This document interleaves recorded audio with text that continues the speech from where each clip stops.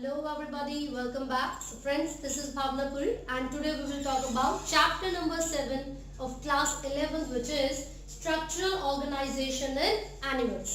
So animals के अंदर जो cells है, जो tissues है, उनकी arrangement यानी कि उनकी organization किस तरीके से होती है, वो सभी चीजें हम इस चैप्टर में डिस्कस करेंगे. तो सबसे पहली चीज टिश्यू. हम यहाँ पर बात कर रहे हैं टिश्यूज क्या है.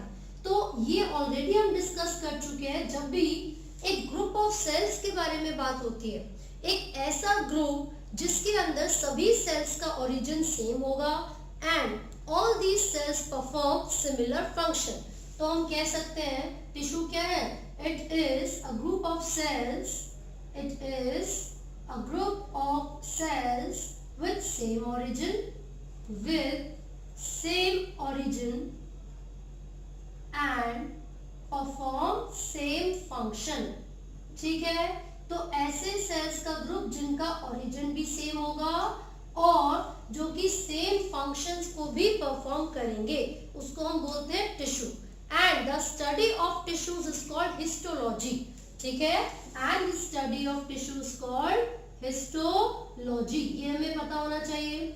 तो इस चैप्टर में हम यही डिस्कस करेंगे कि जो टिश्यूज है वो किस तरीके से अरेंज होते हैं किसी भी ऑर्गेनिज्म में, या फिर कितने टाइप्स के टिश्यूज हमारे बॉडी के अंदर प्रेजेंट होंगे. ठीक है, तो जब भी हम टिश्यूज के बारे में बात करते हैं, so basically these are divided into 4 major categories. हम टिश्यूज को 4 कैटेगरीज में डिवाइड कर रहे हैं. The first one is epithelial tissue. Epithelium और एपिथेलियल टिश्यू. ठीक है, तो ये सबसे पहली कैटेगरी है epithelium.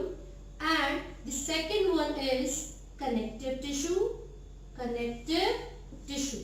The third one is muscular tissue. जो थर्ड कैटेगरी होती है टिश्यूज की, वो मस्कुलर टिश्यूज हैं. That includes all the muscles, चाहे वो स्केलेटल हो, कार्डियक हो या smooth muscle. And the fourth category is the neural tissue.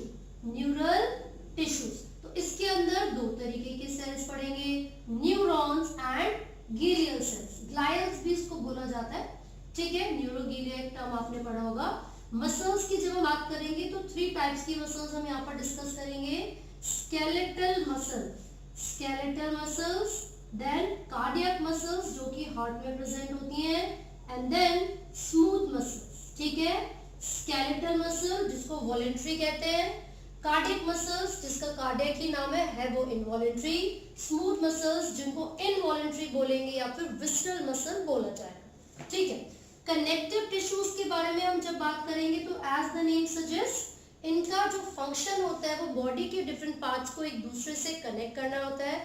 साथ साथ वो बोलते हैं कि कोऑर्डिनेशन करने के लिए सभी बॉडी के पार्ट्स को एक साथ कोऑर्डिनेशन मेंटेन करने के लिए और फंक्शन को परफॉर्म करने में भी हेल्प करेंगे. इसके अंदर हम पढ़ेंगे, आप इसमें लूज कनेक्टिव टिश्यूज के बारे में पढ़ सकते हो. Loose connective tissue. तो जो लूज कनेक्टिव टिश्यू है, इसका जो एग्जाम्पल होगा वो एरियोलर टिश्यू या फिर एडिपोज टिश्यू आप पढ़ोगे. अभी मैं सिर्फ आपको जो ये स्ट्रक्चरल ऑर्गेनाइजेशन है एनिमल्स की, जो टाइप्स ऑफ टिश्यूज है, उनका ओवरव्यू दे दूं. ठीक है, तो कनेक्टिव टिश्यू में मैंने बोला लूज कनेक्टिव टिश्यू हो सकता है. ठीक है, इसमें सपोर्टिंग स्ट्रक्चर्स की हम बात कर रहे हैं. कुछ फाइब्रस हो सकते हैं जैसे कि टेंडन और लिगामेंट्स की हम बात कर सकते हैं. Tendons, ligaments. ठीक है, कुछ स्पेशलाइज्ड हो सकते हैं. स्पेशलाइज्ड, इसमें स्पेशलाइज्ड में आप बोन, कार्टिलेज, इन सब के बारे में बात करोगे. ठीक है, साथ ही साथ फ्लूइड कनेक्टिव टिश्यू भी हो सकता है. Fluid that include blood and lymph. Blood and lymph. So basically जो कनेक्टिव टिश्यूज होते हैं, these are having certain specialised और मॉडिफाइड सेल्स जो कि 2 तरीके के केमिकल्स को या फाइबर्स को प्रोड्यूस करते हैं. वो इलास्टिन हो सकता है और वो कोलेजन फाइबर भी हो सकता है. ठीक है, तो ये कनेक्टिव टिश्यूज के बारे में हमने बात की है.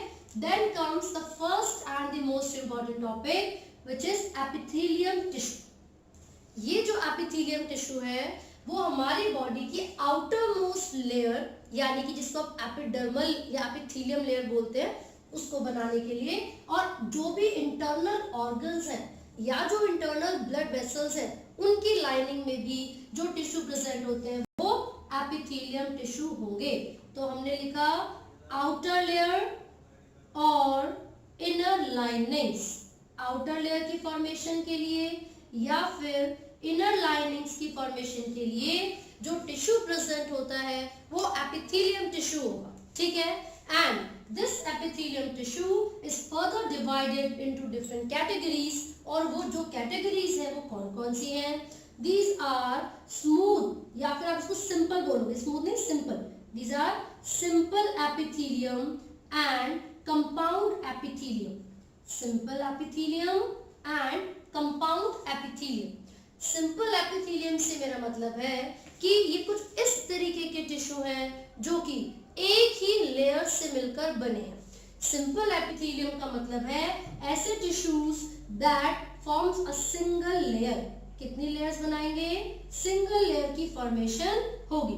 कंपाउंड एपिथेलियम का मतलब है the tissues which are present in the multi layers. तो ये मल्टी लेयर हो गया, मल्टी लेयर। एक वर्ड आपने सुना होगा स्ट्रैटा।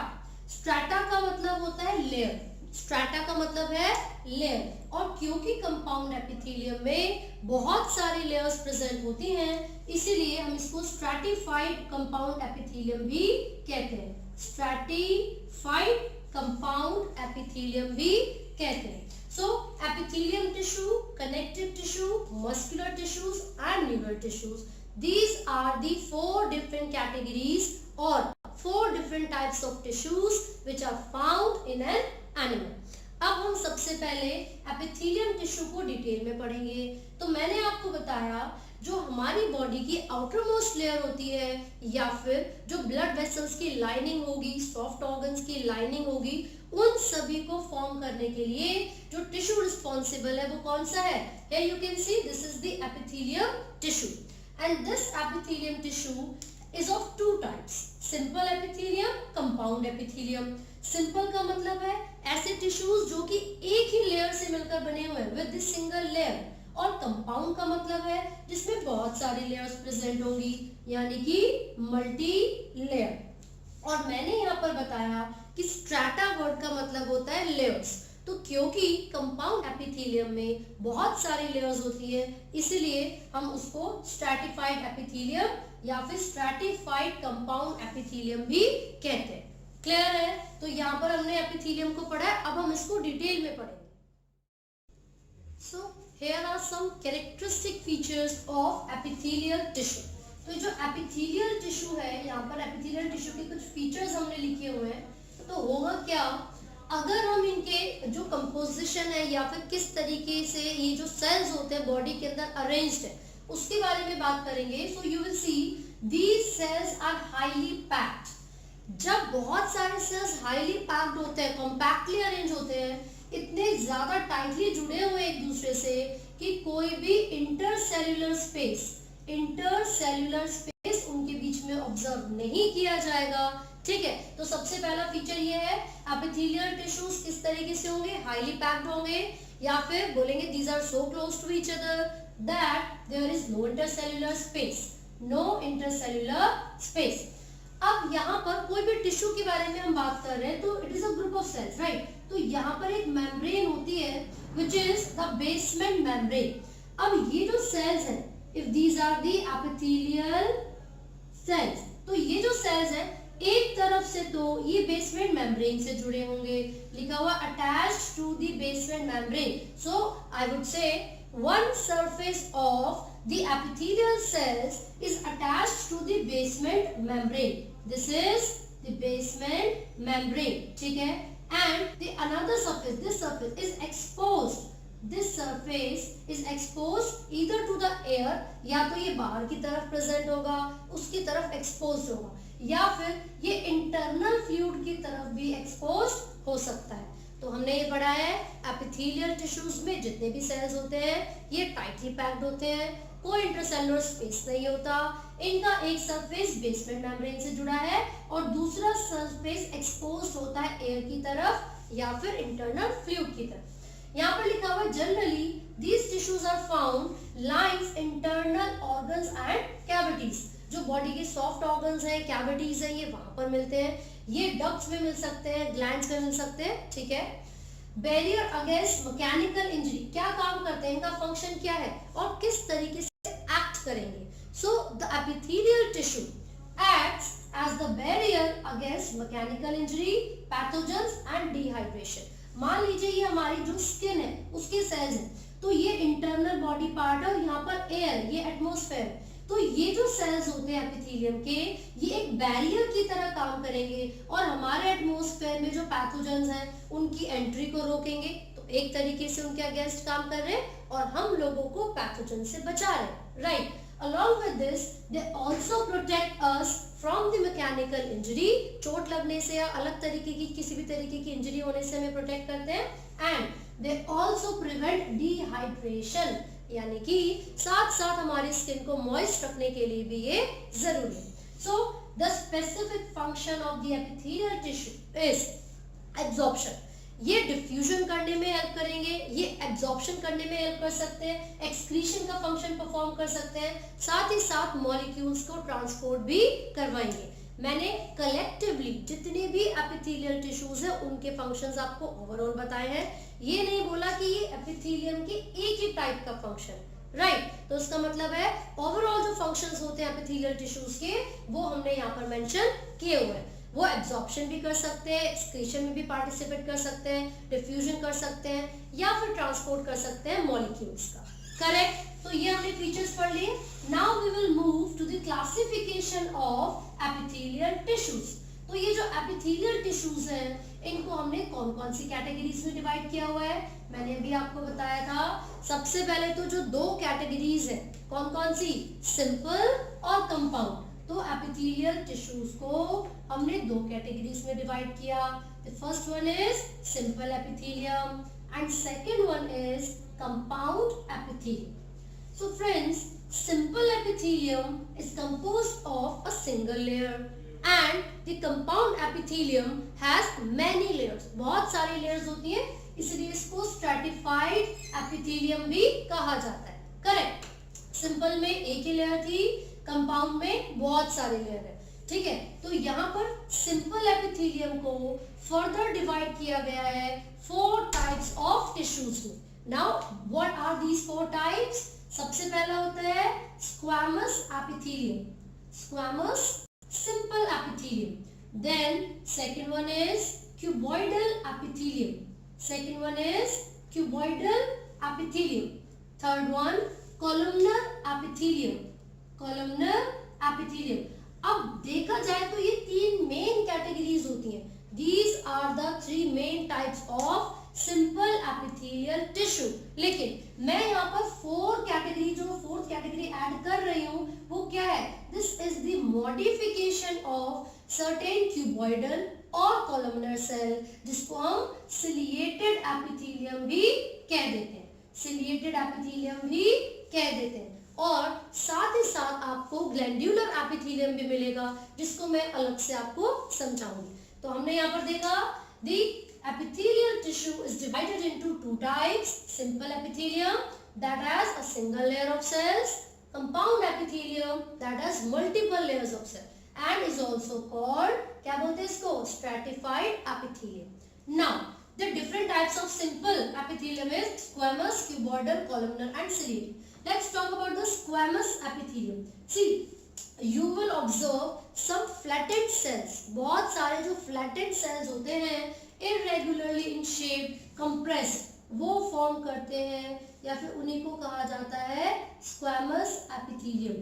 These are certain किस तरीके के cells हैं? Flattened cells having a nucleus in between, right? तो ये जो नीचे की लेयर है, this is the basement membrane, this is the basement membrane. और ये जो upper surface है, this outer surface, या तो ये किसी कैविटी के कांटेक्ट में होगा या फिर एयर के कांटेक्ट में भी हो सकता है। अगर जनरली इनकी शेप्स को ऑब्जर्व किया जाए, could be polygonal in shape. कैसा हो सकता है? पॉलीगोनल हो सकता है वो शेप में, हेक्सागोनल, पॉलीगोनल, ठीक है। तो ये जो सेल्स है कुछ इस तरीके से टाइटली पैक्ड होंगे, that these cells have negligible और नो इंटरसेल्युलर स्पेस। मतलब इस तरीके से इन सेल्स की अरेंजमेंट होती है कि बिल्कुल भी इंटरसेल्यूलर स्पेस इनके बीच में प्रेजेंट नहीं होता। ठीक है, तो कहाँ पर हमें स्क्वैमस एपिथेलियम मिल सकता है और इसका फंक्शन क्या होगा? ये जो स्क्वैमस एपिथेलियम है ये डक्ट्स में मिल सकता है, ब्लड वेसल्स में मिल सकता है, साथ ही साथ एल्वेलाई में मिल सकता है, एल्वेलाई की ट्यूब्स में मिल सकता है। क्यों? क्या बेसिक फंक्शन ये परफॉर्म करता है? स्क्वैमस एपिथेलियम परफॉर्म करता है फंक्शन ऑफ डिफ्यूजन। इसका जो मेन फंक्शन है वो डिफ्यूजन। ऐसा क्यों? क्या रीजन हो सकता है? क्योंकि मैंने आपको बताया एक ही लेयर में ये सारे सेल्स अरेंज होते हैं, फ्लैट एंड होते हैं। क्योंकि ये एक ही लेयर में है, क्योंकि ये बिल्कुल फ्लैट है, तो ये डिफ्यूजन का काम यानी कि एक जगह से दूसरी जगह तक जो गैस के मॉलिक्यूल्स होते हैं उनको डिफ्यूज करने में बहुत ही ज्यादा कन्वीनियंसी प्रोवाइड करता है। ठीक है, तो यहाँ पर हमने देखा squamous epithelium, these cells are irregular in shape, centrally located nucleus होता है, flattened होते हैं या compressed होते हैं, ये polygonal हो सकते हैं शेप में, और जो मेन फंक्शन होता है वो क्या है? डिफ्यूजन। ठीक है, अब हम आगे बात करें। अच्छा, साथ ही साथ नो इंटरसेलुलर स्पेस। अब ये जो क्यूबॉइडल सेल्स है इनकी बात करते हैं। एज द नेम सजेस्ट, ये कैसे होंगे? Cube shape. क्यूबॉइडल सेल्स कैसे होंगे? Cube shape. ठीक है, तो इनकी जो शेप है बिल्कुल इस तरीके से है, क्यूब लाइक, इस तरीके से ये सेल्स प्रेजेंट है। एंड दीज सेल्स, ये जो मैं खैर एक ही लेयर हम बना रहे हैं, और ये जो सेल्स होते हैं ये किस तरीके का फंक्शन परफॉर्म करेंगे? क्यूबॉइडल सेल्स का भी कोई स्पेसिफिक फंक्शन होगा और लोकेशन होगा। तो ये क्योंकि ये सिक्रीशन में हेल्प करते हैं, एब्जॉर्प्शन में हेल्प करते हैं, इसीलिए ये जो क्यूबॉइडल एपिथेलियम है it is found in the small intestine and some parts of stomach. ठीक है, तो यहाँ पर हमने, और साथ ही साथ नेफ्रॉन की ट्यूबुलर पार्ट में भी ये मिलता है, ट्यूब्स ऑफ नेफ्रॉन। ठीक है, साथ साथ स्टमक एंड स्मॉल इंटेस्टाइन। और इसका जो फंक्शन है वो भी हमने देखा, सिक्रीशन का काम करेगा। ये सिक्रीशन में हेल्प करता है और एब्जॉर्प्शन में भी हेल्प करेगा, है ना? सिक्रीशन में भी हेल्प करता है और एब्जॉर्प्शन में भी हेल्प करेगा। सो जो क्यूबॉइडल एपिथेलियम है दीज आर जनरली फाउंड, कहाँ पर मिलते हैं ये लाइनिंग्स में मिल सकते हैं, स्मॉल इंटेस्टाइन की या फिर स्टमक की। साथ ही साथ जो नेफ्रॉन है उसकी जो ट्यूबुलर पार्ट होते हैं जैसे कि पीसीटी और डीसीटी, वहां पर भी ये मिल सकते हैं। और क्योंकि इनका फंक्शन सिक्रीशन और एब्जॉर्प्शन है इसीलिए ये कुछ स्पेसिफिक लोकेशन पर ही प्रेजेंट है जहां पर सिक्रीशन करने की या फिर एब्जॉर्प्शन करने की जरूरत पड़ेगी। बिल्कुल वैसे ही हम कॉलमनर एपिथेलियम के बारे में बात करेंगे। ये जो कॉलमनर एपिथेलियम है ये कुछ ऐसे स्पेशलाइज्ड सेल से मिलकर बना हुआ है जो कि इलोंगेटेड है, पिलर लाइक सेल्स होते हैं। एंड जो न्यूक्लियस इनका होता है वो बेस पर प्रेजेंट होगा।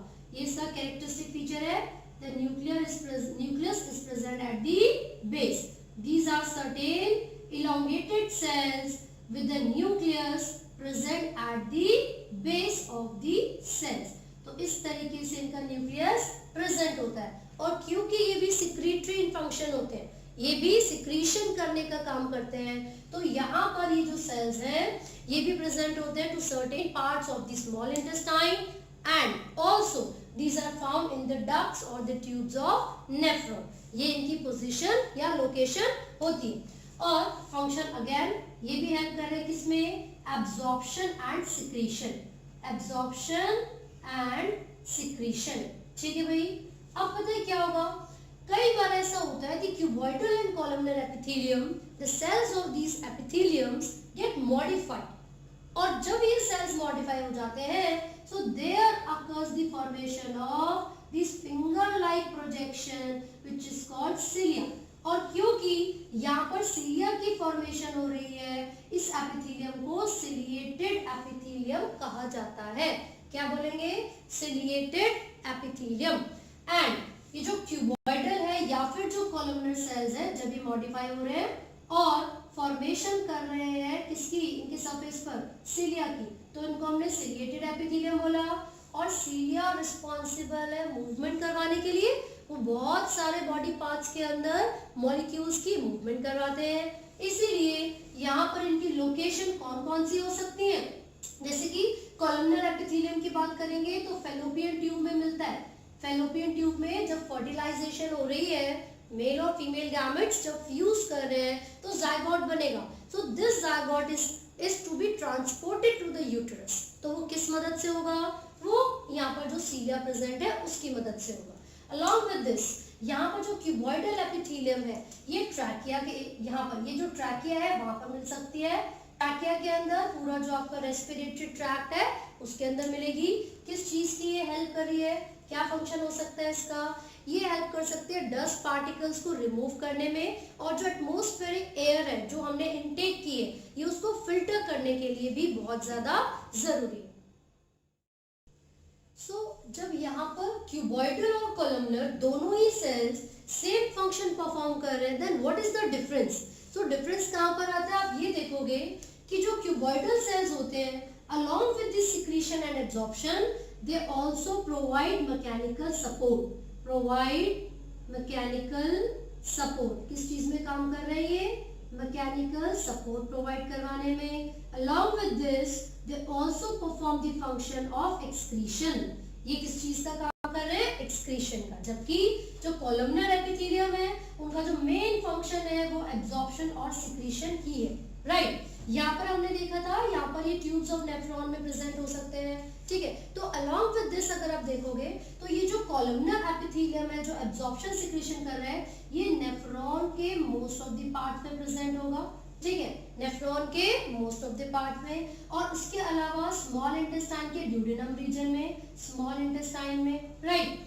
यहाँ पर आप एक और चीज ऐड कर सकते हो कि जो ग्लैंड्स होते हैं, ग्लैंड्स है उनके डक्ट्स, जैसे कि थायराइड ग्लैंड, तो वहां पर भी ये क्यूबॉइडल एपिथेलियम सेल्स प्रेजेंट होंगे। फिर आगे तो हमने ये पढ़ा है कि क्यूबॉइडल और कॉलमनर सेल्स कई बार मॉडिफाई हो जाते हैं, and if these finger-like projection called cilia appear on their surface तो उसको हम columnar ciliated या cuboidal ciliated बोलेंगे। This is cuboidal ciliated and this is columnar ciliated। ये कहाँ पर प्रेजेंट है, fallopian tube, राइट। ये कहाँ पर प्रेजेंट हो सकता है, ये ट्रैकिया में हो सकता है, ट्रैकिया। along with this ये किस चीज में हेल्प करेंगे, अभी हमने देखा, देखिए जैसे कि म्यूकस होता है, म्यूकस का जो प्रॉपर सिक्रीशन है उसमें हेल्प कर रहे हैं। साथ साथ जब हम ट्रैकिया की बात करते हैं तो जितना भी वेस्ट प्रोडक्ट होता है उन सभी वेस्ट प्रोडक्ट को रिमूव करने में भी ये सीलिया हेल्पफुल होंगे, ठीक है। तो फैलोपियन ट्यूब हो गया, ट्रैकिया हो गया और नेफ्रॉन भी हो सकता है। साथ ही साथ यहाँ पर ये जो स्क्वैमस एपिथेलियम था कहाँ पर प्रेजेंट था, मेंशन कर लेते हैं, ब्लड वेसल्स में प्रेजेंट था, ब्लड वेसल्स। उसके अलावा डक्ट्स, जो ग्लैंड्स की डक्ट्स होती हैं, या एल्विलाई हो गया। क्यों, क्योंकि ये हेल्प कर रहा है डिफ्यूजन में, ठीक है। फ्लैटेंड सेल्स है तो आसानी से एक जगह से दूसरी जगह पर जो ट्रांसपोर्टेशन है, जो डिफ्यूजन है, वो आसानी से यहाँ पर हो सकता है। These are cuboidal, then columnar and ciliated. मैंने अभी बोला था कि इसी के साथ साथ हम ऐड कर सकते हैं ग्लैंडुलर सेल्स को भी, ऐड कर सकते हैं ग्लैंडुलर सेल्स को। सो ग्लैंडुलर सेल्स क्या होते हैं, यहाँ पर ये जो ग्लैंडुलर सेल्स की हम बात कर रहे हैं, होता ये है कि कई बार कॉलमनर और ये क्यूबॉइडल, कॉलमनर और क्यूबॉइडल, ये जो सेल्स होते हैं they start appearing like this, मतलब ये मॉडिफाई हो जाते हैं और इस बार ये सिक्रीशन करना शुरू कर देते हैं। These glandular cells are responsible for the secretion of substances such as mucus। फिर से सुनिए, मैंने बोला कि कई बार क्यूबॉइडल और columnar sales they get modified and perform the function of secretion of mucus। अगर कभी भी इंडिविजुअल सेल के बारे में आप बात करते हो and this individual cell gets modified and perform the function of secretion, ठीक है, तो इसको हम बोलते हैं यूनिसेल्यूलर। तो ग्लैंडुलर एपिथेलियम को हम दो कैटेगरी में डिवाइड कर सकते हैं, यूनिसेल्यूलर एंड मल्टीसेल्यूलर। यूनिसेल्यूलर का मतलब है when only one cell performs the function of secretion of mucus, और जब बहुत सारे सेल्स एक साथ मिलकर सिक्रीटरी फंक्शंस करना शुरू कर देते हैं तो उसको हम multi cellular multi cellular glandular epithelium बोलेंगे। अब यूनिसेल्यूलर का एग्जांपल क्या होगा? Example of unicellular is goblet cell. कौन से cells? Goblet cells. And these goblet cells are present in the digestive tract, stomach में और स्मॉल इंटेस्टाइन के ड्यूडेनम में, दोनों ही रीजन में ये सेल्स म्यूकस की सिक्रीशन का काम करेंगे। So these are unicellular glandular epithelium, for example goblet cells. अब मल्टीसेल्यूलर का एग्जांपल क्या होगा? Salivary glands. मल्टीसेल्यूलर का एग्जांपल क्या है? Salivary glands. And these salivary glands, इसमें जितने भी सेल्स होते हैं, all these cells collectively perform the function of secreting saliva, and saliva may contain mucus, water and certain enzymes. ये समझ में आया? तो यहाँ तक हमने बात की है टाइप्स ऑफ एपिथेलियल टिश्यूज की, जिसमें कि स्क्वैमोस, क्यूबॉइडल, कॉलमनर, इन तीनों को हम मेन पढ़ते हैं। And the ciliated and glandular epithelium, these two are the modifications of cuboidal and columnar cells. Clear हो गया? और एक और टर्म आप पढ़ोगे, विलाई और माइक्रोविलाई। तो क्या होता है? कॉलमनर सेल्स के सरफेस पे भी ऐसे यहाँ पे छोटे छोटे से विलाई प्रोड्यूस हो जाते हैं, फॉर्म हो जाते हैं, तो दीज आर द माइक्रोविलाइज, है ना। और ये माइक्रोविलाई क्या काम करेंगे? एब्जॉर्प्शन करने में हेल्प करते हैं। ठीक है, तो यहाँ तक हमने ये कवर कर लिया टॉपिक। इसी के साथ मैं आपको बता दूं कि ये जो ग्लैंड्स है जिनके बारे में हम बात कर रहे हैं, ग्लैंडुलर एपिथेलियम के बारे में बात कर रहे हैं, सो नंबर ऑफ सेल्स की बेसिस पर ग्लैंडुलर एपिथेलियम को हमने दो कैटेगरीज में डिवाइड किया था, यूनिसेल्युलर एंड मल्टीसेल्युलर। ये किस चीज के बेसिस पर हमने डिवाइड किया?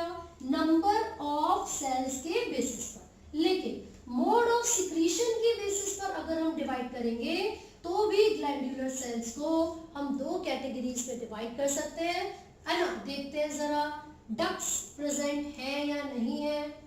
डक्ट्स की प्रेजेंस और एब्सेंस के बेसिस पर हम दो कैटेगरीज में डिवाइड कर रहे हैं, एक्सोक्राइन एंड एंडोक्राइन ग्लैंड्स। वैसे सिर्फ एनसीईआरटी में दो मेंशन है, एक्सोक्राइन और एंडोक्राइन, लेकिन there is one more type which is heterocrine. Hetero का मतलब होता है डिफरेंट, हेटेरो।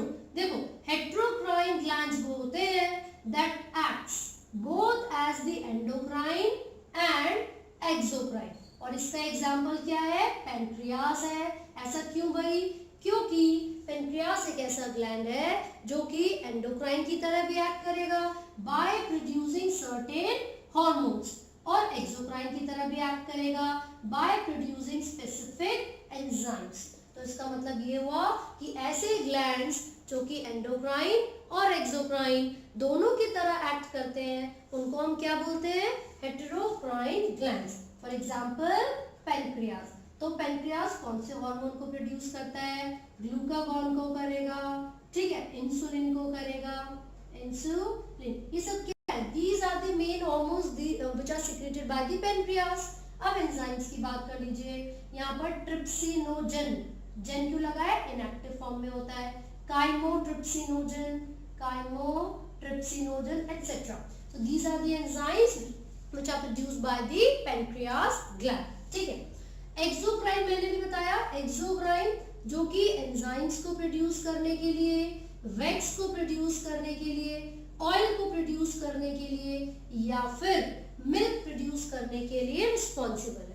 और एंडोक्राइन ग्लैंड्स वो होते हैं जो कि हार्मोनल सिक्रीशन को प्रोड्यूस करेंगे। So what are the examples? Pituitary gland का एग्जांपल आप ले सकते हो, क्योंकि पिट्यूटरी कैसा ग्लैंड है? एंडोक्राइन ग्लैंड है, वो हार्मोन को प्रोड्यूस करेगा। एक्सोक्राइन के एग्जांपल में आप स्मॉल इंटेस्टाइन भी ले सकते हो, पैनक्रियास भी ले सकते हो, ठीक है। क्यों?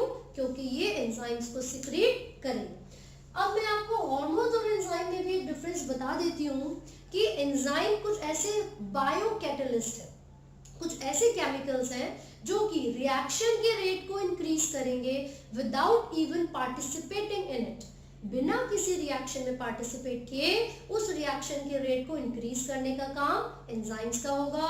और जो हार्मोन्स होते हैं, these are certain chemicals which are produced in trace amount, बहुत ही कम मात्रा में बॉडी में प्रोड्यूस होने वाले केमिकल्स को हार्मोन्स कहा जाता है। ये मेटाबॉलिकल एक्टिविटी में भी पार्टिसिपेट करेंगे और पूरी बॉडी में कोऑर्डिनेशन को मेंटेन भी करेंगे। साथ ही साथ जो एंजाइम्स का मोड ऑफ एक्शन होगा का जो एंजाइम का मोड ऑफ एक्शन होगा या फिर जो साइट ऑफ एक्शन है मैं बोलूंगी, वो कहाँ पर है, जिस जगह वो रिलीज होते हैं उसी जगह पर वो क्या करते हैं, एक्ट करते हैं.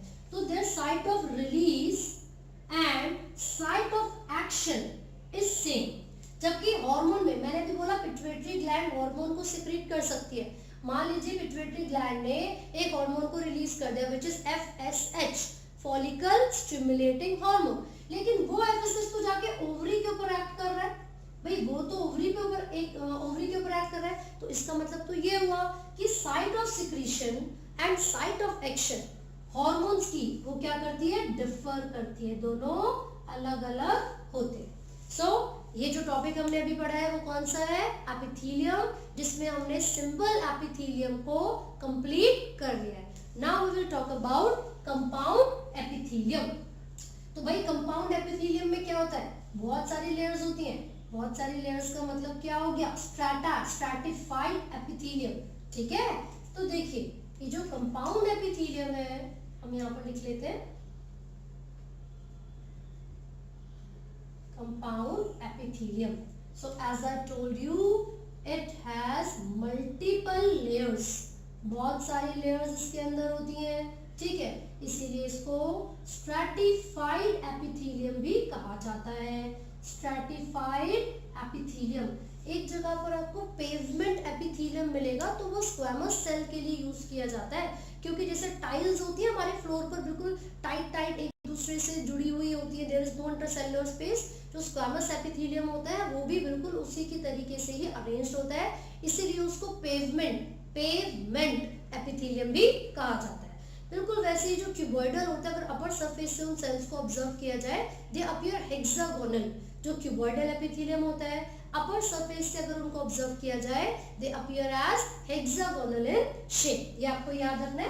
तो हमने देखा कंपाउंड एपिथेलियम में पता है क्या होगा, let's say this is the basement membrane, यहाँ पर ये सेल्स प्रेजेंट है and it forms single layer. अभी तक हमने देखा ये एक ही लेयर में प्रेजेंट है, लेकिन जब हम कंपाउंड के बारे में बात करते हैं तो उसका मतलब ही होता है मल्टीपल लेयर्स.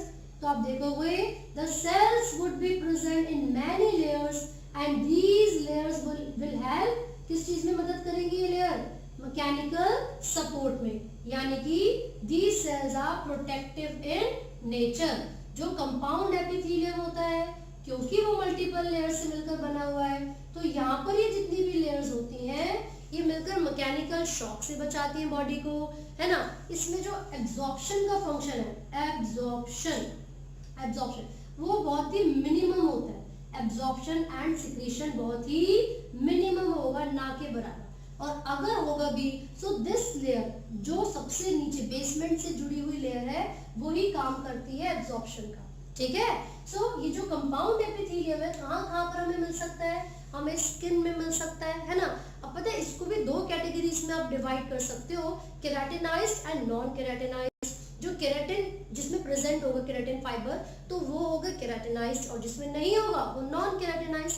तो इसके एग्जांपल्स की जब हम बात करते हैं तो स्किन और पाम यानी कि जो हमारी हथेली होती है ना, उसमें आप देखोगे तो वो केराटिनाइज्ड एपिथेलियम होता है, केराटिनाइज्ड कंपाउंड एपिथेलियम. राइट. अब इसके अलावा हमने यहाँ पर देखा कि ये जो इतनी सारी लेयर्स यहाँ पर प्रेजेंट है ये मिलकर काम करती है प्रोटेक्शन का, और मैकेनिकल शॉक से हमारी बॉडी को प्रिवेंट करेंगी. सिक्रीशन और एब्जॉर्प्शन का फंक्शन यहाँ पर बहुत ही कम होता है, यानी कि मिनिमम फंक्शन होता है सिक्रीशन एंड एब्जॉर्प्शन का. सो हम यहाँ पर मेंशन कर लेते हैं फटाफट से कौन कौन सी कैटेगरीज के बारे में हम बात कर रहे हैं. कंपाउंड एपिथेलियम यानी कि क्या बोलते हैं, स्ट्रैटिफाइड एपिथेलियम के बारे में. ठीक है, तो यहाँ पर ये जो फ्लैटेंड सेल्स बनाए थे दिस कुड बी स्क्वैमस मतलब जो फ्लैट सेल से बने होते हैं, स्क्वैमस कंपाउंड एपिथेलियम. और मैंने आपको बोला कि हम इसको डिवाइड कर सकते हैं दो कैटेगरीज में. एक होता है केराटिनाइज्ड एपिथेलियम या कंपाउंड एपिथेलियम, दूसरा नॉन केराटिनाइज्ड. तो हमें पता है कि केराटिन क्या है, एक ऐसा प्रोटीन है which is generally found in the skin and the hair cells. Right. तो यहाँ पर जो केराटिनाइज्ड प्रोटीन्स है this could be seen in the skin, palm etcetera. ठीक है, और नॉन केराटिनाइज्ड प्रोटीन्स को कहाँ पर ऑब्जर्व किया जा सकता है, लिप्स में ऑब्जर्व कर सकते हैं. साथ साथ आप इसको देख सकते हो कॉर्निया के अंदर, कॉर्निया. ठीक है, and this could also be seen in the female reproductive tract, और साथ ही साथ इसको आप वल्वा में भी ऑब्जर्व कर सकते हैं। तो ये हमने बात की है कि जो कंपाउंड एपिथेलियम है, compound epithelium could be further divided as squamous compound epithelium, और फिर ये दो तरीके के हो सकते हैं, केराटिनाइज्ड और नॉन केराटिनाइज्ड। इसके अलावा ये क्यूबॉइडल भी हो सकते हैं और कॉलमनर भी हो सकते हैं, है ना। मेन फंक्शन जो कंपाउंड एपिथेलियम का होता है वो मैकेनिकल सपोर्ट प्रोवाइड करवाना, इंजरी से हमें बचाना, या फिर बाहर के जितने भी पैथोजेंस हैं उन सबसे हमारे स्किन को, बॉडी को प्रोटेक्ट करना होता है, ठीक है। तो यहाँ पर देखिए, अगर क्यूबॉइडल कंपाउंड एपिथेलियम होगा सो it will look like this. ये जो क्यूब शेप्ड सेल्स होंगे इस तरीके से अरेंज होंगे, और क्योंकि ये कंपाउंड है तो बहुत सारी लेयर्स यहाँ पर इस तरीके से प्रेजेंट होगी।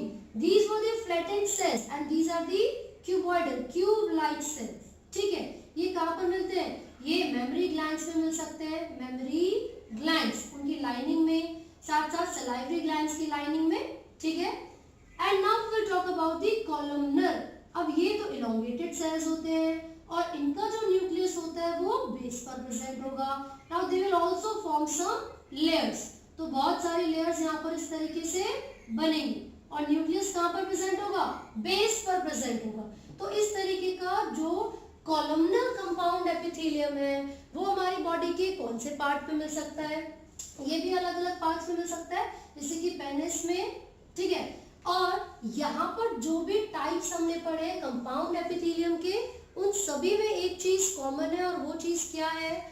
वो है कि यहाँ पर बहुत सारे लेयर्स प्रेजेंट हैं और सभी मिलकर प्रोटेक्टिव इन नेचर होती हैं। वो मिलकर मैकेनिकल शॉक से हमें बचाती हैं, और एब्जॉर्प्शन एंड सिक्रीशन का जो फंक्शन होगा बहुत ही लिमिटेड होता है, या फिर हम बोलेंगे मिनिमम होता है, राइट। तो यहाँ तक सारी चीजें आपको याद रखनी है, इनके एग्जाम्पल्स भी आपको पढ़ने, ठीक है। इसके अलावा लिप्स वगैरह में भी आप इसको ऑब्जर्व कर सकते हो। सो यहाँ पर हमारा जो टॉपिक है एपिथेलियल टिश्यू वो कंप्लीट होता है। सो जो टॉपिक हम डिस्कस करने जा रहे हैं वो है connective tissues. So basically connective tissues क्या है और उनका फंक्शन क्या होगा? जैसे कि नाम से ही पता चल रहा है कि कुछ ऐसे टिश्यूज हैं जो कि हमारी बॉडी के डिफरेंट वाइटल ऑर्गन्स को या डिफरेंट पार्ट्स को लिंक करेंगे और एक दूसरे से कनेक्ट करेंगे, ठीक है। तो जो कनेक्टिव टिश्यू होते हैं, यहाँ पर आप देखोगे ये कुछ ऐसे स्पेशलाइज्ड टिश्यूज हैं जिनका मेन फंक्शन क्या है? लिंकिंग और connecting various parts of the body, body के अलग अलग पार्ट्स को लिंक करना या कनेक्ट करना, ये कनेक्टिव टिश्यू का काम है, ठीक है। जो कनेक्टिव टिश्यूज होते हैं, इनके जो सेल्स होते हैं वो कुछ स्पेशलाइज्ड प्रोटीन्स को, स्पेशलाइज्ड फाइबर्स को प्रोड्यूस करते हैं generally, and this could B, जिसको आप इलास्टिन या फिर कोलेजन फाइबर कहते हो, कोलेजन और इलास्टिन, ठीक है, elastin. And these specialized cells of connective tissue also secrete a polysaccharide or a chemical substance that forms the matrix. वो क्या करेगा? जो स्पेशलाइज्ड सेल्स होते हैं कनेक्टिव टिश्यूज के, वो पॉलीसैकेराइड को प्रोड्यूस करते हैं, दैट फॉर्म्स द मैट्रिक्स। अब ये जो मैट्रिक्स है वो इलास्टिक है या इनइलास्टिक है, या फिर वो ड्यूरेबल है, या फिर वो बहुत ज़्यादा हार्ड है, इसी मैट्रिक्स के ऊपर डिपेंड करता है कि जो कनेक्टिव टिश्यू है वो किस तरीके का होगा। क्योंकि जब आप different types of connective tissues पढ़ोगे तो उनकी जो मैट्रिक्स होगी वो एक दूसरे से डिफर करेगी, राइट। तो जो पूरी क्लासिफिकेशन हम कनेक्टिव टिश्यूज की पढ़ते हैं, तो जरा देखते हैं कितने कितने या कौन कौन सी कैटेगरीज में कनेक्टिव टिश्यूज को डिवाइड किया जाता है, ठीक है। तो सबसे पहले हम कनेक्टिव टिश्यू को डिवाइड कर रहे हैं। सबसे पहली कैटेगरी की अगर बात करते हैं, loose connective tissue, these are loose connective tissues. इसके बाद सेकंड कैटेगरी हम पढ़ते हैं dense connective tissue, dense connective tissue. Then आप यहाँ पर जो थर्ड कैटेगरी पढ़ोगे, लूज के बाद हमने डेंस पढ़ा, डेंस के बाद जो नेक्स्ट कैटेगरी हम पढ़ते हैं, इसको क्या बोला जाता है? हम इसको स्पेशलाइज्ड कनेक्टिव टिश्यूज कहते हैं। क्या कहते हैं? इसको मैं यहाँ पर बना लेती हूँ। थर्ड कैटेगरी क्या है? Specialised connective tissue, connective tissue. ये जो लूज कनेक्टिव टिश्यू है, इसका जो नाम है वो बेसिकली जो अरेंजमेंट ऑफ सेल्स होती है, जो अरेंजमेंट है यहाँ पर सेल्स की, वो काफी ज्यादा दूर दूर एक दूसरे से, since these cells are loosely packed, इसीलिए इसको हमने लूज कनेक्टिव टिश्यू बोला है। इसके अंदर आप दो तरीके के सेल्स पढ़ोगे, एडिपोज कनेक्टिव टिश्यू या फिर adipose tissue, and another one is areolar tissue. ठीक है, हाँ, इसमें आप एक और थर्ड टाइप भी पढ़ सकते हो, which is called the reticular tissue, है ना। लेकिन जब भी हम इसकी कैटेगरीज पढ़ते हैं, so these two are the most important one, adipose tissue and areolar tissue. जो एडिपोज टिश्यू है, ये फैट को स्टोर करने का काम करते हैं बीनीथ द स्किन। बॉडी में जितना भी एनर्जी के लिए, बॉडी में जितना भी एनर्जी को स्टोर करने के लिए फैट्स होते हैं या टिश्यूज होते हैं, है ना, वो कौन से हैं? एडिपोज टिश्यू है। ये वाइटल ऑर्गन्स को, सॉफ्ट ऑर्गन के सराउंडिंग में प्रेजेंट होते हैं, ये उनको प्रोटेक्ट करते हैं एक तरीके से। जो एरियोलर टिश्यू है, these are present beneath the skin, है ना। तो दोनों ही टिश्यूज अगर देखे जाए तो कहाँ पर प्रेजेंट होते हैं? Beneath the skin. ये जो एरियोलर टिश्यू है, ये हमारी बॉडी को स्ट्रक्चरल फ्रेम प्रोवाइड करवाता है। एरियोलर टिश्यू किस चीज में हेल्प करेंगे? हमारी बॉडी को स्ट्रक्चरल फ्रेम प्रोवाइड करवाएंगे। क्लियर है? चलिए अब डेंस कनेक्टिव टिश्यू के बारे में बात करेंगे। So it could be dense regular connective tissue और डेंस इररेगुलर कनेक्टिव टिश्यू। जो डेंस रेगुलर कनेक्टिव टिश्यू है, इसमें व्हाइट फाइबर्स आते हैं और येलो फाइबर्स आते हैं, व्हाइट फाइबर्स और येलो फाइबर्स। ठीक है, इसमें हम किसकी बात कर रहे हैं? टेंडन और लिगामेंट्स की, टेंडन और लिगामेंट्स, है ना। अब होगा क्या? जो टेंडन है वो हमारी मसल्स और बोन, इन दोनों को कनेक्ट करने का काम करती हैं, और जो लिगामेंट है वो bone to bone connection provide करवाएंगी। फिर से देखिए, जो कनेक्टिव टिश्यू है, these are the specialized tissues which help in the function of linking or connecting different parts of the body। जो कनेक्टिव टिश्यू के सेल्स होते हैं, वो क्या प्रोड्यूस करते हैं? या तो वो कोलेजन फाइबर्स को प्रोड्यूस करेंगे या फिर इलास्टिन को, जो कि फ्लेक्सिबिलिटी और इलास्टिसिटी प्रोवाइड करवाते हैं।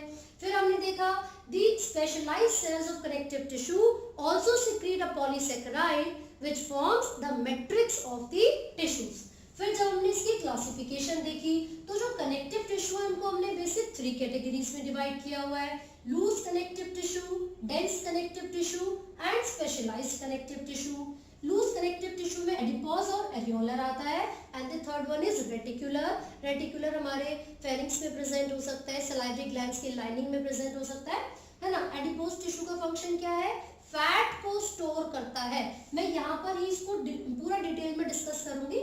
फिर यहाँ पर areolar tissue beneath the skin है, स्ट्रक्चरल फ्रेम देगा, स्वेटिंग में भी हेल्प करेगा। डेंस कनेक्टिव टिश्यू को रेगुलर और इरेगुलर 2 कैटेगरीज में डाला है। रेगुलर का मतलब और इरेगुलर का मतलब पहले समझ लेते हैं। देखिए, यहाँ पर जो डेंस कनेक्टिव टिश्यू है, इसका मतलब ये है that the collagen fibres are large in number. The collagen fibers are present in enough amount, लेकिन regular के अंदर these collagen fibers are present in a specific row. The orientation is predictable. Orientation को predict किया जा सकता है. Whereas in irregular connective tissue, the orientation of the collagen fiber is random. कैसी orientation है collagen fiber की? Random है. तो हमने यहाँ पर बोला dense connective tissues could be divided into 2 categories, regular और irregular dense connective tissue। Regular में हम white fibers that is tendon, yellow fibers यानी कि ligament के बारे में बात करेंगे। टेंडन कुछ ऐसे स्पेशलाइज्ड कनेक्टिव टिश्यूज होते हैं जो कि हमारी बॉडी के अंदर बोन्स और मसल्स को कनेक्ट करने का काम करते हैं। ठीक है, इनइलास्टिक होते हैं। कैसे होते हैं? these are इनइलास्टिन, whereas ये जो आपका लिगामेंट्स होते हैं ये इलास्टिक होते हैं। These are elastic proteins or the tissues, और ये क्या काम करेंगे? They connect one bone to another। Clear हो गया? इरेगुलर में क्या आएगा? फिर कहाँ पर प्रेजेंट होंगे? मैंने बताया इरेगुलर में the orientation of collagen fiber is random, although large number of collagen fibers are present। These are present in the skin or beneath the skin। ये randomly arranged होते हैं, स्किन के अंदर जो कोलेजन फाइबर्स हैं these are randomly arranged. ठीक है, जब स्पेशलाइज्ड कनेक्टिव टिश्यू की बात करते हैं ना, इसको भी दो कैटेगरीज में डाल सकते हैं। इट कुड बी वस्कुलर और स्केलेटल, वस्कुलर और स्केलेटल।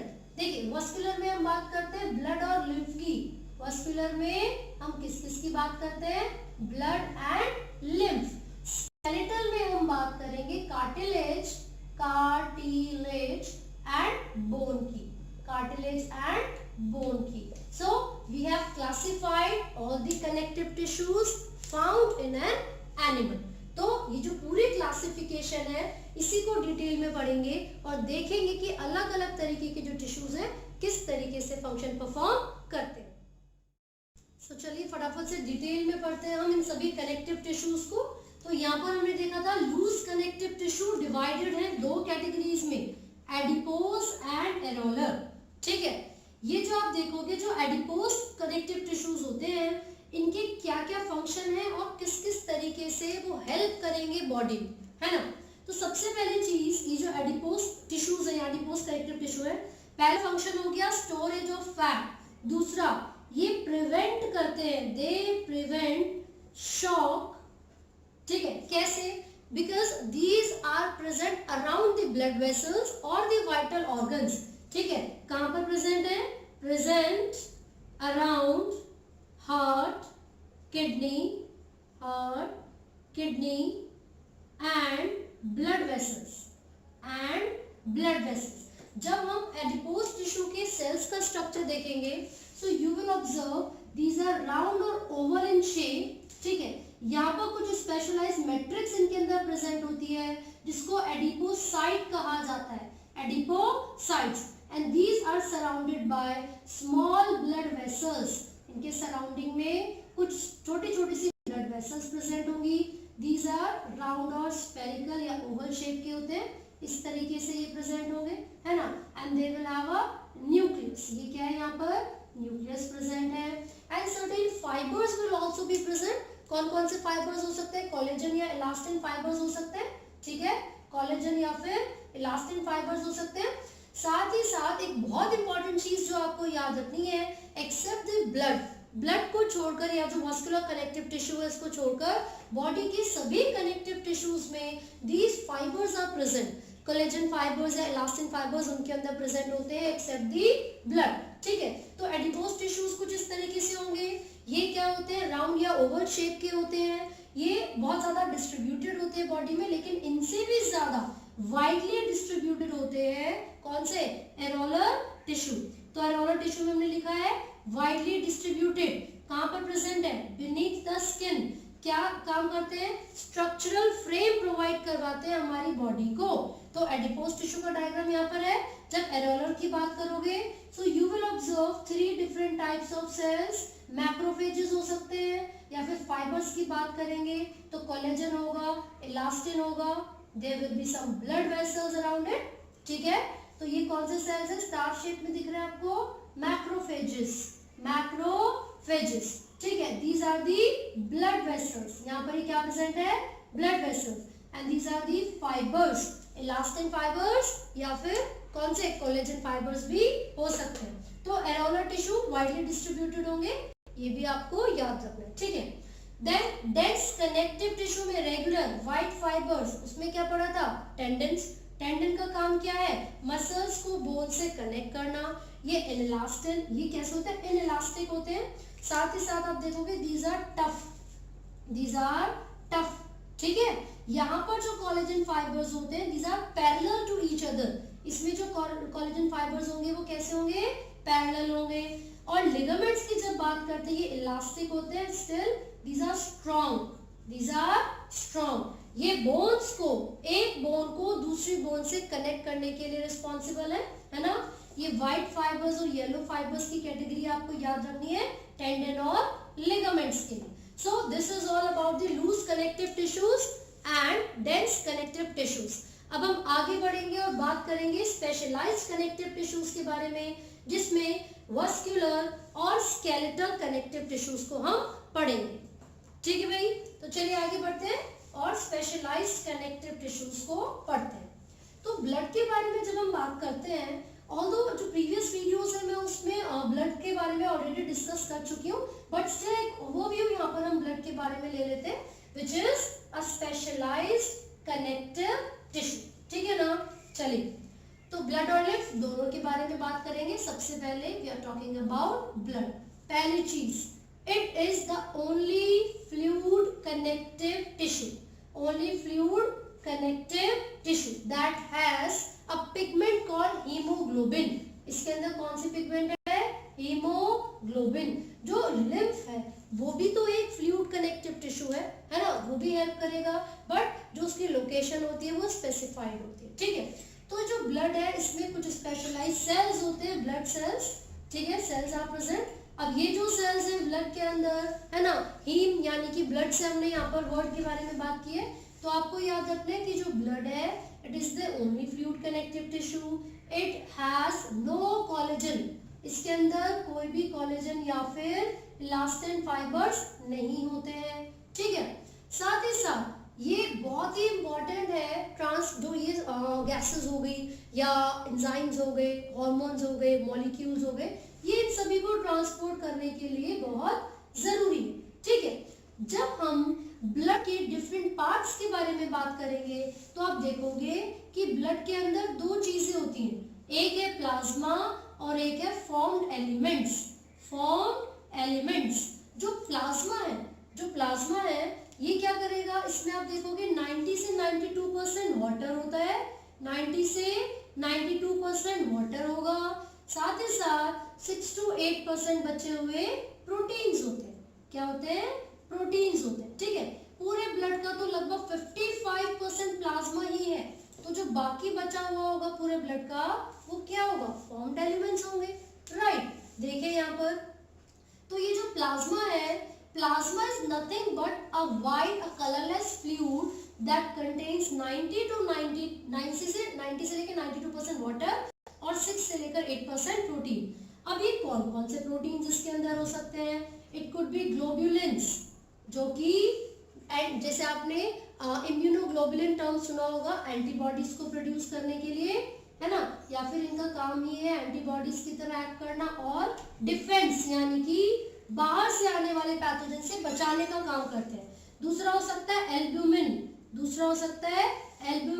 जो कि ऑस्मोलैरिटी या फिर ऑस्मोटिक बैलेंस को मेंटेन करने के लिए जरूरी है। बहुत सारे आयंस जैसे कि chlorine ions, sodium ions etcetera, इन सभी आयंस को, इसमें जो ब्लड में ग्लूकोज होता है, अमीनो एसिड्स होता है, इन सभी के अमाउंट को बैलेंस करने के लिए एल्ब्यूमिन प्रोटीन की जरूरत है। तो हम लिख लेते हैं ग्लूकोज हो गया, अमीनो एसिड्स हो गए। क्लियर है? And the third protein which is present in this is, कौन सा होगा? ग्लोबुलिन, एल्ब्यूमिन के अलावा फाइब्रिन। ठीक है, ये जो फाइब्रिन है या जो फाइब्रिनोजन है, these are certain specialized proteins present in the plasma and these proteins help in the coagulation of blood, यानी कि ब्लड को क्लॉट करवाने में ये प्रोटीन हेल्प करेगा। तो आपको ये याद रखना है, प्लाज्मा के अंदर वाटर है और कुछ प्रोटीन्स हैं, वो ये तीनों प्रोटीन्स होते हैं। अगर प्लाज्मा के अंदर फाइब्रिनोजन ना हो, या फिर पूरा लिख लेते हैं, प्लाज्मा विदाउट क्लॉटिंग फैक्टर क्या कहलाता है? सीरम कहलाता है। प्लाज्मा विदाउट क्लॉटिंग फैक्टर क्या कहलाता है? सीरम कहलाता है। ठीक है, अब फॉर्म्ड एलिमेंट्स की हम बात कर रहे हैं। दीज फॉर्म्ड एलिमेंट्स, ये इनके पास क्या क्या होगा? RBC erythrocytes, WBC leukocytes and platelets यानी कि थ्रोम्बोसाइट्स। तो ये जो फॉर्म्ड एलिमेंट्स है उनका कंपोजिशन है RBC, WBC and platelets. RBC को रिथ्रोसाइट्स कहते हैं, लगभग 5 से 5.5 मिलियन पर mm³ ऑफ ब्लड हमारे पास आरबीसी प्रेजेंट होगी। 6 to 8,000 पर mm³ of blood WBC present होती है। प्लेटलेट्स कितनी हो सकती है भाई? 1.5 से 3.5 लाख, है ना, प्लेटलेट्स हमारी बॉडी में प्रेजेंट हो सकती हैं। तो ये हमने इनके नंबर्स के बारे में बात की है। राइट, अब हम बात करेंगे कि एरिथ्रोसाइट्स को आरबीसी को आर यानी कि रेड क्यों कहा जाता है, क्योंकि इसके अंदर एक पिगमेंट प्रेजेंट है। वो कौन सी पिगमेंट है? Haemoglobin. It has haemoglobin and this pigment it has haem यानी कि आयरन और globin is the protein part. ये जो आयरन है एक बार में 4 ऑक्सीजन के मॉलिक्यूल को ट्रांसपोर्ट कर सकता है, इसीलिए हीमोग्लोबिन एक ऐसी पिगमेंट है जिसको रेस्पिरेटरी पिगमेंट भी कहा जाता है। O2 और CO2 दोनों गैसेस के ट्रांसपोर्टेशन में ये मदद करती है, ठीक है। And this is the pigment which gives red colour to the RBC to the blood. लेकिन क्योंकि डब्ल्यूबीसी में कोई ऐसा कलर नहीं है, कोई ऐसी पिगमेंट नहीं है, ये कलरलेस होती है, राइट। नेक्स्ट, मैमेलियन जो मैमल्स में भी आप ह्यूमन बीइंग की बात करोगे तो उनकी जो आरबीसी होती है उसमें न्यूक्लियस नहीं है, तो उसको बोलते हैं इन्यूक्लिएटेड। जबकि डब्ल्यूबीसी में न्यूक्लियस प्रेजेंट होता है, डब्ल्यूबीसी में न्यूक्लियस प्रेजेंट होता है, ठीक है। ये मैं सिर्फ आपको ओवरव्यू दे रही हूँ, बहुत ज्यादा डिटेल में इसको नहीं करवा रही हूँ क्योंकि मैं ऑलरेडी चैप्टर नंबर 18 में इसको डिस्कस कर चुकी हूँ, राइट। अब अगर हम बात करेंगे यहाँ पर किसके बारे में? प्लेटलेट्स के बारे में। इनका जो अमाउंट है हमने देखा 1.5 से 3.5 लाख होते हैं। यहाँ पर बहुत सारे स्पेशलाइज्ड सेल्स होते हैं हमारी बॉडी में which are mast cells. These are the cells which are responsible to produce platelets and these are fragments. These are basically fragments. क्या काम करती है ये? फाइब्रिनोजन प्रोटीन को प्रोड्यूस करने का काम करेंगी और with the help of या फिर in the presence of vitamin K किस चीज में हेल्प करते हैं? ब्लड को क्लॉट करवाने में। यानी कि जब भी कोई इंजरी होती है, कोई चोट लगती है तो ये प्लेटलेट्स ही हैं जो कि एक मैश लाइक नेटवर्क बना देती है साइट ऑफ इंजरी पर और खून को बहने से रोक देती है। क्लियर है? डब्ल्यूबीसी के 2 पार्ट्स हम पढ़ते हैं, ग्रैन्युलोसाइट्स, ए ग्रैन्युलोसाइट्स। ग्रैन्युलोसाइट्स मतलब जिसके पास ग्रैन्यूल्स है, ठीक है। लेकिन ए ग्रैन्युलोसाइट का मतलब है that do not have granule और उसमें जो स्टेन है वो इजीली नहीं हो सकता, हम उसको विजुलाइज नहीं करेंगे स्टेन के बेसिस पर। तो जो ग्रैन्युलोसाइट्स है it could be of 3 types. कौन कौन सी? बेसोफिल्स बेसिक स्टेन के लिए, एसिडोफिल्स एसिडिक स्टेन के लिए एंड न्यूट्रोफिल न्यूट्रल होते हैं, ठीक है ना। और जो ए ग्रैन्युलोसाइट्स है उनके अंदर कौन कौन सी आएंगी? Monocytes and lymphocytes. तो यहाँ तक आपको अच्छे से पढ़ना है। अब अगर आगे हम बात करेंगे तो आप देखोगे कि ये जो ब्लड था which was one of the vascular connective tissue, ये उसके फीचर्स हम डिस्कस कर चुके हैं, ठीक है ना। फंक्शंस भी हमने देखे, ट्रांसपोर्ट करता है गैसेस को, इसलिए रेस्पिरेटरी पिगमेंट होती है हीमोग्लोबिन। साथ ही साथ ये किस चीज में हेल्प करेगा? हार्मोन्स को, मॉलिक्यूल्स को, इन सभी चीजों को ट्रांसपोर्ट करने में हेल्प करता है, ठीक है। Now we will talk about the lymph. Lymph किस तरीके से हमारे लिए जरूरी है या फिर हेल्पफुल है? तो देखिए, लिम्फ एक कलरलेस कनेक्टिव टिश्यू है, this is also a fluid connective tissue और इसका जो लोकेशन है, इसका जो फंक्शन होगा वो कहाँ कहाँ होगा? पहले लिख लेते हैं, कलरलेस कनेक्टिव टिश्यू, ठीक है। जो लिम्फ नोड्स होते हैं, ठीक है, पैचेस होते हैं, राइट, इन सभी जगह पर और अराउंड दी विलाई वेसल्स होती है। कुछ विलाय में स्मॉल इंटेस्टाइन के अंदर जो फिंगर लाइक प्रोजेक्शन है यानी कि विलाय, उनके सराउंडिंग में आप कुछ ब्लड वेसल्स देखोगे और कुछ लिम्फेटिक वेसल्स देखोगे and these lymphatic vessels are called lacteal vessels and these lymphatic vessels are called lacteal vessels, right. अब ये जो लैक्टियल वेसल्स है ये क्या काम करती हैं या फिर ये जो लिम्फ है इसका क्या काम है? देखिए, सबसे पहली चीज, इसको इंटरसेल्युलर फ्लूइड भी कहा जाता है because it is present around the cells, cells के चारों तरफ प्रेजेंट है और ये हेल्प करेगा जो भी एक्सेस, जो भी सेल के अंदर का कंटेंट बाहर निकला था उसको डिफ्यूज करवाने के लिए, है ना, और वो ब्लड वेसल तक वापस पहुंचा देता है, ठीक है। दूसरी चीज, इसके अंदर लिम्फोसाइट्स प्रेजेंट होती हैं एंड दीज लिम्फोसाइट्स क्या काम करती हैं? They act against the pathogens, तो हमारी बॉडी को डिफेंस पहुंचाने के लिए हेल्प करेंगी। साथ साथ हार्मोन्स को, मॉलिक्यूल्स को, विटामिन्स को, इन सबको ट्रांसपोर्ट करने के लिए भी ये जो लिम्फ है ये जरूरी है। तो ये एक तरीके से कैरियर होता है, कैरी करके लेके जाएगा सब्सटेंसेस को। Along with this it also helps in the absorption of fat. किस चीज में हेल्प कर रहा है? Absorption of fat. जब हम इसके कंपोजिशन की बात करते हैं so it's composition is same as the plasma, जैसे कि ब्लड के अंदर था, लेकिन डिफरेंस कहाँ पर आएगा, जो प्रोटीन्स होते हैं या फिर साथ ही साथ आप देखोगे जो हीमोग्लोबिन होती है ना, उसका डिफरेंस यहाँ पर आता है। It does not have any coloured pigment, इसलिए ये कलरलेस होता है ना। और जो प्रोटीन का अमाउंट होता है वो भी इसके अंदर कंपैरेटिवली डिफर करेगा देन दी ब्लड। क्लियर हो गया। तो चलिए फिर ये जो कनेक्टिव टिश्यू है जिसमें हमने ब्लड और लिम्फ की बात कर ली है, अब आगे हम किसकी बात करेंगे, बोन और कार्टिलेज। तो चलिए बोन्स के बारे में पढ़ते हैं। सो बोन्स किस तरीके की स्पेशलाइज्ड टिश्यूज है, कनेक्टिव टिश्यूज है। ये इस तरीके के टिश्यूज है जिसमें कि आप देखोगे बहुत ही ज्यादा हार्ड है, नॉन प्लायबल होते हैं, इनके जो मैट्रिक्स होती है इट इज क्वाइट सॉलिड। और जब भी हम बोन्स के स्ट्रक्चर के बारे में बात करेंगे और फंक्शन के बारे में बात करेंगे तो आप देखोगे they have certain specialized cells which are called osteocytes, ठीक है। और ये जो बोन का स्ट्रक्चर होता है कुछ इस तरीके से होगा कि हम इसको दो पार्ट्स में डिवाइड करते हैं। आपने इस तरीके से बोन का स्ट्रक्चर देखा होगा, यहाँ पर this is the head region, this is also the head region, ठीक है। और ये बीच में ये नैरो सा जो स्ट्रक्चर आपको दिख रहा है इसे शाफ्ट बोलते हैं, राइट। तो जो बोन्स है हमारी पूरी बॉडी का जो वेट होता है, जो लोअर लिम्स है वो कैरी करती हैं, साथ साथ स्ट्रक्चर सपोर्ट प्रोवाइड करवाती है हमारी पूरी बॉडी को। पूरा जो स्केलेटल सिस्टम है वही इन बोन्स से कंपोज होगा, राइट। यहाँ पर आप देखोगे जो इसका हेड रीजन है इसको एपिफाइसिस कहा जाता है, epiphysis, and this narrow shaft is called diaphysis, diaphysis. So what is the composition and what are the cells which are present in the bones? मैंने आपको भी बताया ऑस्टियोसाइट्स प्रेजेंट होते हैं, ऑस्टियोसाइट्स, राइट। साथ ही साथ आप देखोगे कि यहाँ पर सेंटर में ये जो पूरा रीजन होता है द मिड रीजन, ठीक है, इसको येलो बोन मैरो कहा जाता है, येलो बोन मैरो। अब येलो क्यों कहा जाता है, because this is the region where fat is stored, क्योंकि यहाँ पर काफी अमाउंट में फैट प्रेजेंट होता है which gives it yellow color, इसीलिए इसको हम येलो बोन मैरो कहते हैं। And this head region is somewhat red, इसलिए इसको रेड बोन मैरो कहा जाता है। अब ये जो रेड बोन मैरो यहाँ पर प्रेजेंट है इसके पास रिथ्रोपोइटिक सेल्स होते हैं।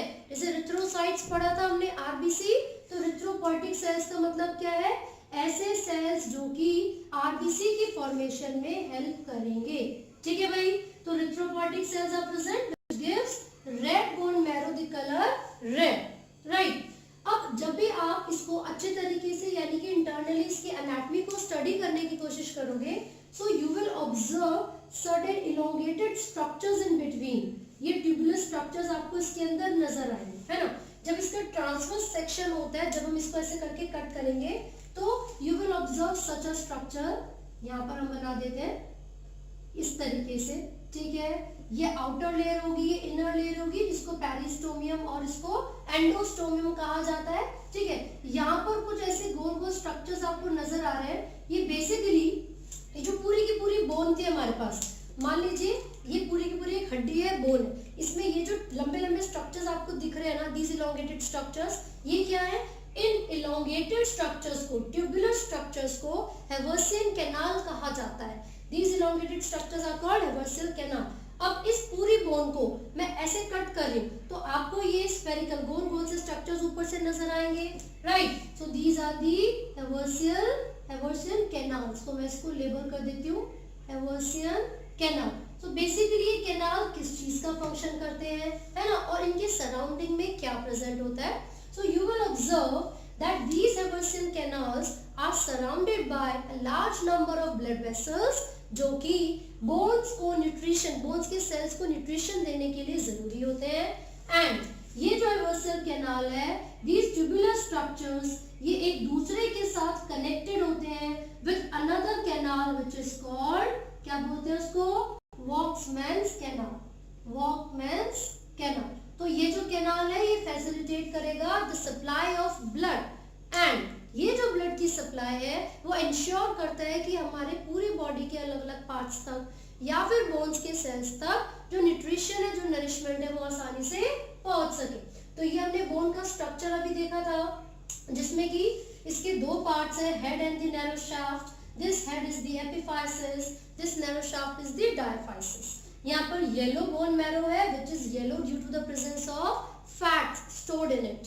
यहाँ पर रेड बोन मैरो है, दैट मीन्स यहाँ पर इरिथ्रोपोइटिक सेल्स होते हैं जो कि आरबीसी की फॉर्मेशन करने के लिए फंक्शन करेंगे। जब हम इसका ट्रांसवर्स सेक्शन ऑब्जर्व करते हैं, so we will observe the outer layer periosteum and the inner layer which is endosteum. साथ ही साथ आपको ये ट्यूबुलर स्ट्रक्चर्स नजर आ रहे हैं which are haversian canal. These Heberson canal are the tubular part which are present in the bones, and this along with the Waxman canal facilitates the blood supply. ठीक है, तो जो सेल्स जिसकी हम यहाँ पर बात कर रहे हैं वो ऑस्टियोसाइट्स हैं। बट क्या हमारी बोन्स में सिर्फ और सिर्फ ऑस्टियोसाइट्स ही प्रेजेंट है? No, there will be some other cells also. तो यहाँ पर वो कौन कौन से सेल्स हो सकते हैं ऑस्टियोसाइट्स के अलावा? This could B osteoblast or osteoclast. So these cells are also present. तो होता क्या है, osteogenetic cells होते हैं हमारी bones के अंदर which are also called the mother cells, क्योंकि वही ऐसे cells हैं जो कि produce करते हैं osteoblast को, and these osteoblasts when they produce the hardest covering of the bone they get converted into these osteocytes, और ये osteocytes हेल्प करते हैं बोन्स के प्रॉपर कंपोजिशन में। And along with the osteocytes these osteoclast are also present, और ये osteoclast क्या करते हैं? These are protective in nature, वो प्रोटेक्शन का फंक्शन करेंगे। तो यहाँ पर इन तीनों सेल्स के नाम आपको याद करने हैं, ऑस्टियोसाइट्स, ऑस्टियोब्लास्ट एंड ऑस्टियोक्लास्ट। तो जो ऑस्टियोब्लास्ट है, osteoblast, these cells osteoblasts are produced by the, किससे प्रोड्यूस होते हैं वो? ऑस्टियोजेनेटिक सेल, ऑस्टियोजेनेटिक सेल्स। ठीक है, तो ये ऑस्टियोजेनेटिक सेल्स क्या है? एक तरीके से मदर सेल्स है जो कि प्रोड्यूस कर रहे हैं ऑस्टियोब्लास्ट को। ये जब हार्डेस्ट लेयर को प्रोड्यूस कर देते हैं, get converted into the osteocytes, and these osteocytes make the major composition of the bones. इसके अलावा भी अगर आप ऑब्जर्व करोगे तो इन सेल्स के अलावा क्या होता है कि जो बोन है, क्योंकि वो बहुत रिजिड स्ट्रक्चर है, वो नॉन प्लायबल है, काफी हार्ड है, और साथ ही साथ पूरी बॉडी को प्रोटेक्शन देने का काम करेगी, बॉडी के वजन को कैरी करने का काम करेगी, है ना। तो आप यहाँ पर ऑब्जर्व करोगे these cells are also arranged in such a manner, like इस तरीके से स्टार शेप अरेंजमेंट होती है ऑस्टियोसाइट्स की, और ये एक ऑस्टियोसाइट दूसरे ऑस्टियोसाइट से कनेक्टेड होता है। किस चीज से? इनके बीच में जो कैविटी है, this is called the lacunae, this is the lacunae, right, and these are the osteocytes, these are the osteocytes. और जब आप हेबर्सल कैनाल को ऑब्जर्व करोगे, so you will observe these structures किस तरीके से? In the concentric circle form, in the form of concentric circle, और यहाँ पर ये सारे के सारे ऑस्टियोसाइट्स इस तरीके से अरेंज होंगे, दीज आर दी ऑस्टियोसाइट्स, और उनके बीच में क्या प्रेजेंट है? लेक्यूले। ठीक है, अब जब इनके बॉडी कंपोजिशन की बात करते हैं, so for the specific composition of bones there are certain specialized cells that produce calcium phosphate and calcium carbonate. तो कौन कौन से दो सॉल्ट होते हैं बोन्स के अंदर जो कि कंपोजिशन में या फिर बोन्स की फॉर्मेशन में मदद करेंगे, है ना। तो देखिए यहाँ पर दो तरीके की सॉल्ट्स के बारे में हम बात करेंगे। एक होता है calcium phosphate, one is calcium phosphate and the second is calcium carbonate. So these two are the salts which are responsible for the formation of bones. ठीक है, तो आपको क्या याद रखना है? हेबर्सन कैनाल, वॉक्समैन canal, then osteocytes along with the composition calcium phosphate and calcium carbonate, and these are the lacunae which connects these star shaped structures or the star shaped specialized cells which are the osteocytes। तो इन्हीं की secretion होती है जो कि ये bone marrow में specialised stem cells present होते हैं, वो प्रोड्यूस करते हैं इन सभी को और हेल्प करेंगे हमारी पूरी बॉडी को एक सपोर्ट प्रोवाइड करवाने के लिए। तो ये बोन्स हमने कवर किए। Now we will talk about the cartilage. तो चलिए अब हम बात करते हैं कार्टिलेज के बारे में। सो जैसे हमने बोन्स के बारे में बात की थी, अब वही जो स्केलेटल कनेक्टिव टिश्यू का एक पार्ट है वो है कार्टिलेज। ठीक है, क्योंकि हम सभी कनेक्टिव टिश्यूज के बारे में बात कर रहे हैं, so there are two things that we need to know. इनका जो ओरिजिन होता है वो मेसोडर्मल होगा। साथ ही साथ जितने भी कनेक्टिव टिश्यूज होते हैं उनके पास दो चीजें होती हैं, सेल्स और मैट्रिक्स। सिमिलरली कार्टिलेज भी एक कनेक्टिव टिश्यू है, so it will be having cells and matrix. ठीक है, तो वो कौन कौन से सेल्स हैं जो कि कार्टिलेज के अंदर प्रेजेंट हो सकते हैं? उनको कॉन्ड्रोसाइट्स कहा जाता है, कॉन्ड्रोब्लास्ट कहा जाता है, और कुछ सेल्स ऐसे भी है जिसको फाइब्रोब्लास्ट कहते हैं, क्योंकि वो एक तरीके के प्रोटीन या फाइबर को प्रोड्यूस करने के लिए रिस्पॉन्सिबल है। तो जब कार्टिलेज का स्ट्रक्चर देखोगे, this outermost layer is called perichondrium.